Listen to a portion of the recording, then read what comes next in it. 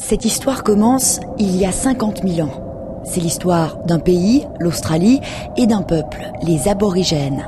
C'est surtout l'histoire de la tolérance et de l'intolérance. L'histoire de la colonisation. L'Australie, la plus grande île de la planète. Durant des millénaires, elle vit isolée du reste du monde. Les Européens ne l'ont pas encore découverte. En Australie, il y a un peuple, l'un des plus vieux du monde, les aborigènes. Ils vivent en tribu et apprivoisent la nature comme personne. Leur destin bascule un jour de 1770. Au large, un navire anglais s'approche. À son bord, le très célèbre James Cook. Il ne tarde pas à revendiquer cette île au nom de la couronne britannique. L'Australie devient anglaise.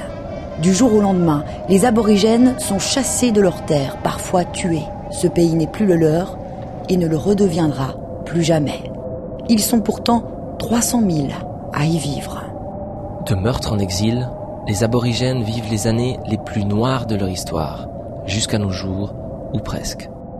Musée d'anthropologie de Perth, en Australie. Nous avons rendez-vous avec Brett, un jeune aborigène qui crée ici des expositions sur son peuple.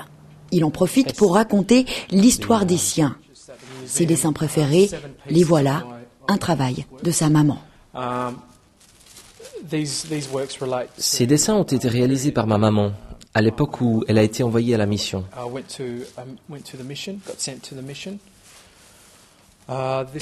Explique-moi ce que signifie être envoyé à la mission.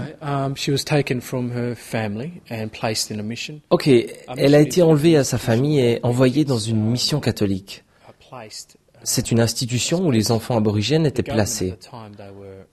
Le gouvernement de l'époque, comment pourrais-je dire ça, a placé ces enfants aborigènes afin de leur offrir de meilleures conditions de vie. Donc, ma maman est arrivée là-bas à l'âge de 8 ans et est partie à 16 ans. Voilà un dessin intéressant. Ma mère recevait des lettres de sa famille, qui étaient systématiquement ouvertes par les gens de la mission, avant que les enfants ne les lisent. Je suppose que c'est comme ça que ça se passe en prison. So I suppose it's just like what they might do in jails or other institutions. And the hands represent. Les mains représentent les lettres ouvertes et lues avant même que ma mère ne puisse le faire. She could open it and read it for herself as already read and stuff like that. Des enfants enlevés à leur famille, élevés par des hommes blancs. Pour leur bien, disent-ils, pour leur donner une chance de vie meilleure. Dans les tribus aborigènes, ces enlèvements sont douloureux et ravageurs. Le fossé se creuse entre l'aborigène et l'homme blanc. Mais les enlèvements continuent et se multiplient jusque dans les années 60. 1967. Le gouvernement australien fait un pas historique. Pour la première fois, les aborigènes ont le statut de citoyens. Ils ont les mêmes droits que les Australiens blancs. Mais le mal est fait.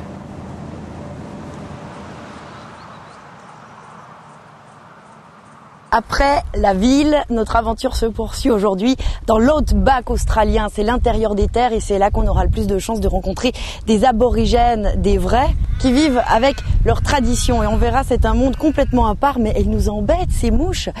Alors, on continue à se promener, on va bien regarder, on a peut-être même la chance de voir des kangourous.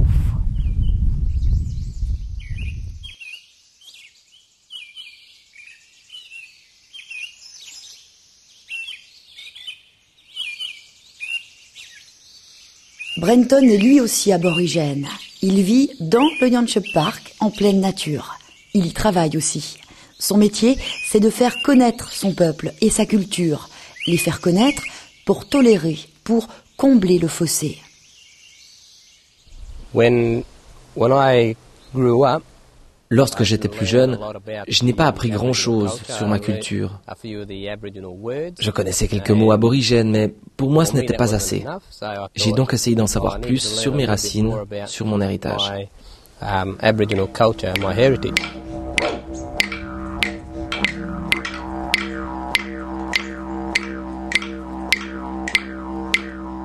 Chaque jour, Brenton reçoit les visiteurs du parc.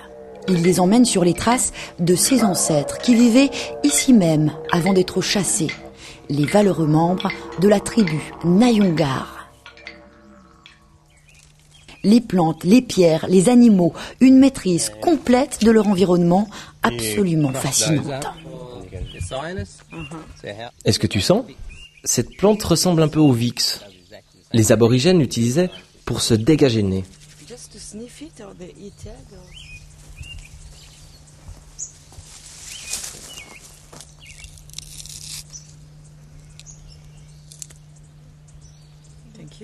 Ça se mange ? Essaye.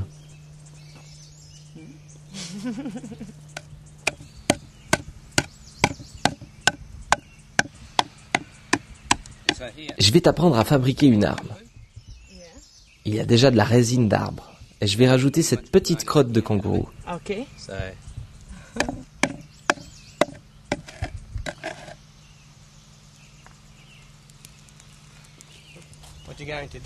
Maintenant, on va chauffer ce petit bout de bois et le tremper dans notre mélange, plusieurs fois.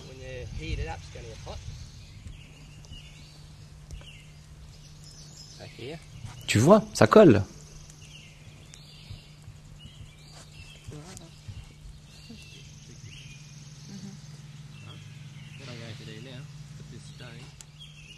Ensuite, je n'ai plus qu'à glisser cette pierre, très coupante. Et voilà ta hache. Alors avec ça, je peux tuer un kangourou ? En fait, on l'utilisait plutôt pour lui retirer sa peau. Beaucoup de personnes ne connaissent pas la culture aborigène, y compris dans ma famille. Je leur apprends donc ce que je découvre ici, chaque jour.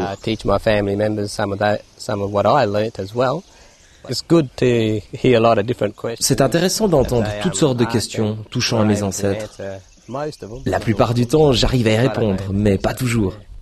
Je suis sûre que tu parles l'un des nombreux dialectes aborigènes. Pourrais-tu me dire par exemple quelque chose comme « Salut, comment ça va ?» Oui, je peux. I can, and it's Kaya, Wanda, Nanda. Ça signifie « bonjour et bienvenue au parc national Lianchep ».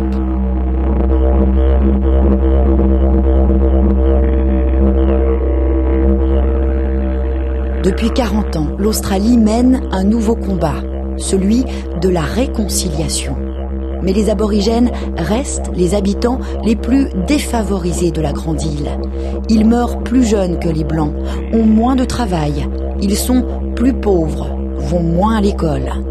Il a fallu attendre 1997 pour que les Australiens instaurent une journée du pardon. Pardon, mais pas oubli.